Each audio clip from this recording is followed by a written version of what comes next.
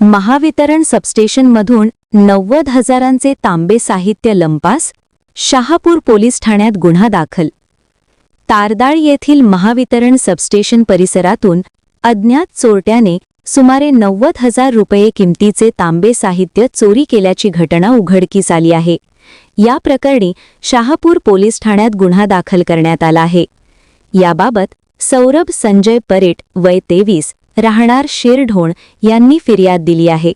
ते Bharat electrical contractors and manufacturing private limited Sangli येथे कार्यरत असून तारदाळ येथील महावितरण सबस्टेशनवर साइट सुपरवायझर म्हणून काम पाहतात।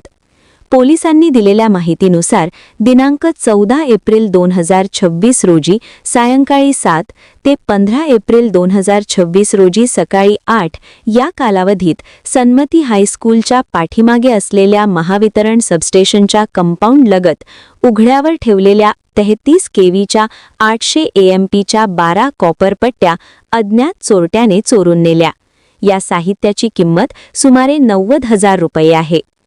चोरीस गेलेल्या मालाबाबत खात्री करून वरिष्ठांशी चर्चा तसेच बिल प्राप्त करण्यात वेळ गेल्यामुळे तक्रार नोंदवण्यास विलंब झाल्याचे फिर्यादीत नमूद आहे।